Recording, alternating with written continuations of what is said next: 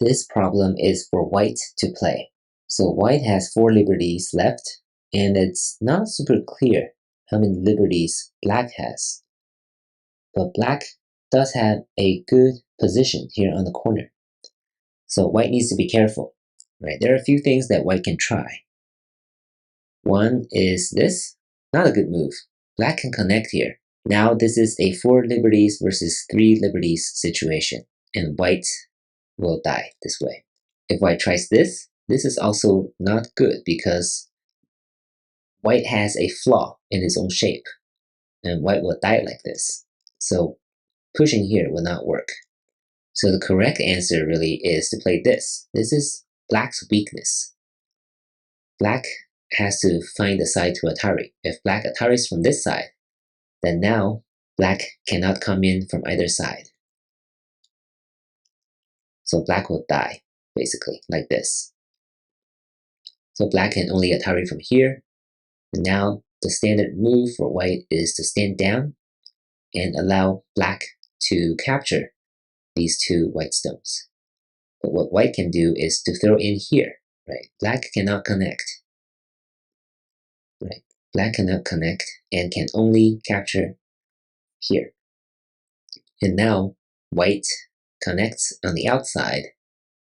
Once again, black cannot connect. Doesn't make any sense because white will capture everything here.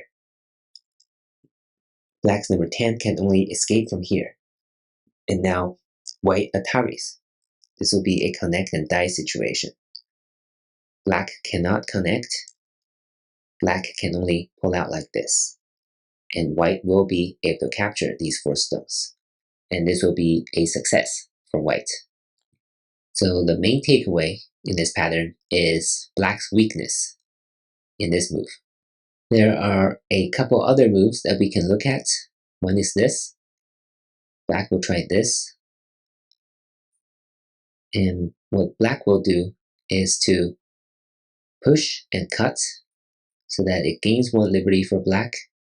And now both sides will play on the outside like this. And this will be a seki, or mutual life shape. Both sides are alive. But that's not the correct answer for the purpose of this problem. Then this will be similar. Black will play at number 8. Now if white plays here, then black will be able to capture white like this. So white will want to play here.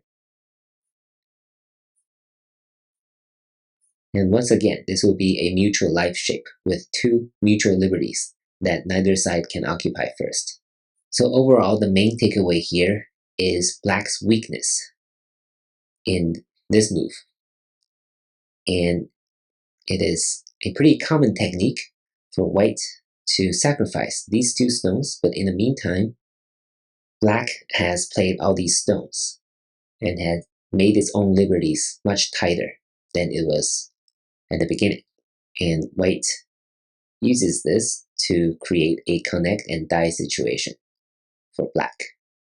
And this is how white succeeds in this pattern. Thank you for watching.